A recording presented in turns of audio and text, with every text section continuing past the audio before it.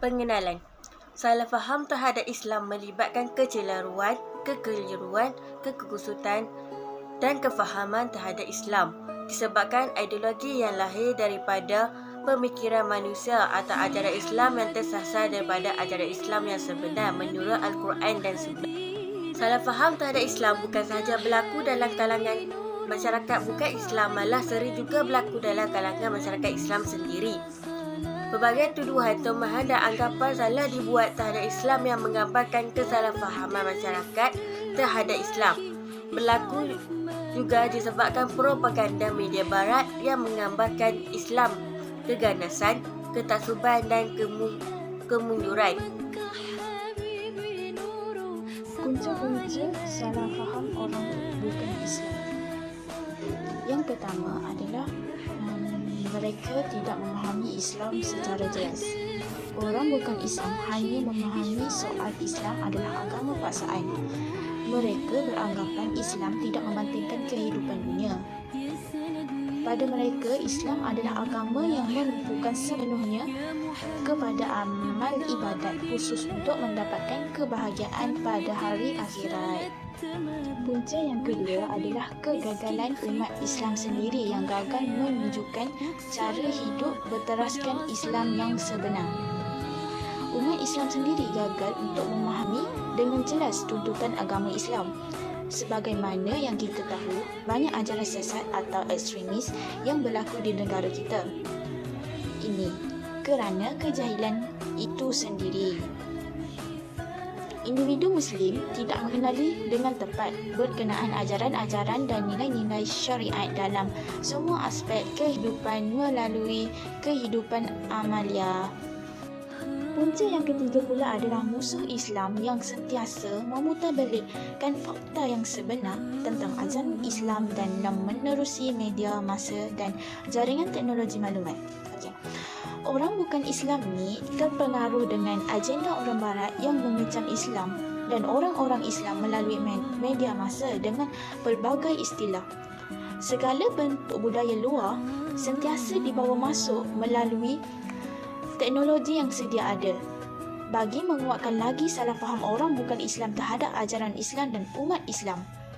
Disebabkan hal tersebut, unsur-unsur Islam semakin lemah di dalam zaman dan dapat memburukkan lagi agama Islam di serata dunia.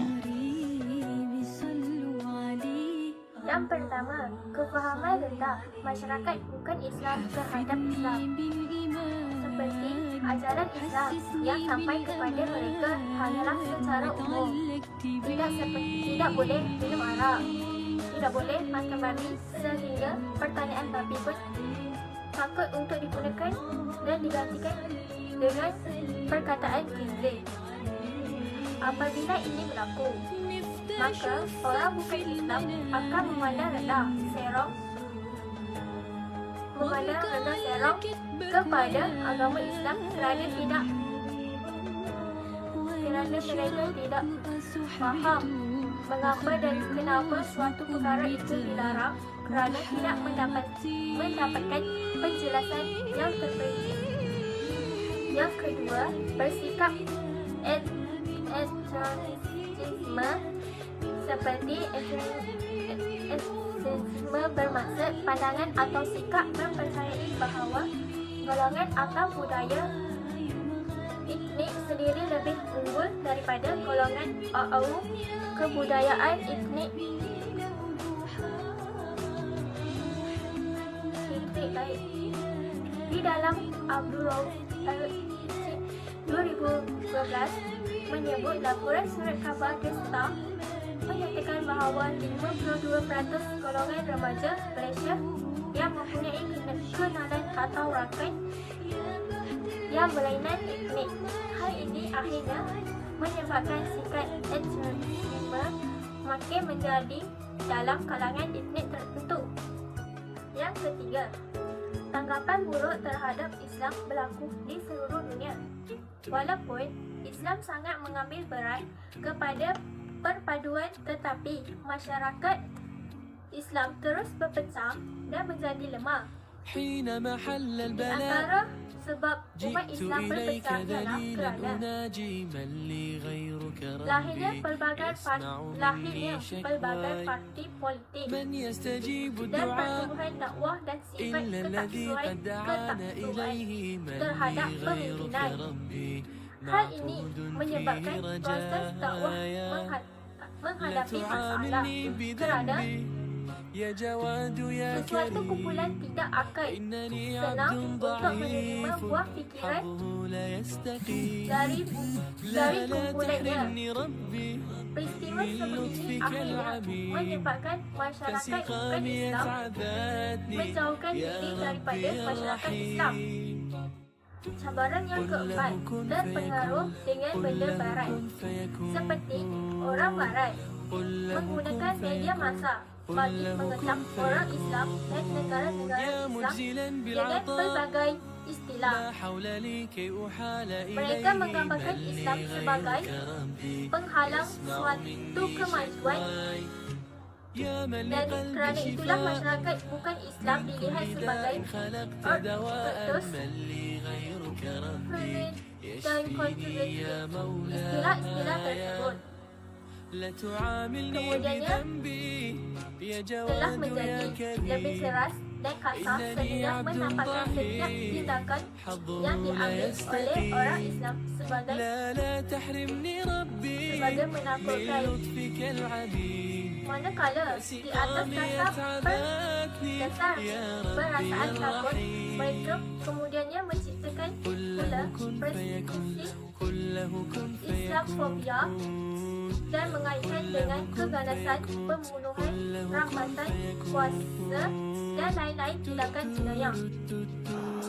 Langkah-langkah mengatasi masalah salah faham orang bukan Islam terhadap ajaran Islam ialah: langkah-langkah yang pertama ialah memantapkan ilmu pengetahuan fardu ain dan fardu kifayah dalam diri setiap individu. Contohnya, pengabaian tuntutan fardu ain dan fardu kifayah ini merupakan punca keruntuhan akhlak di kalangan orang Islam dan orang bukan Islam.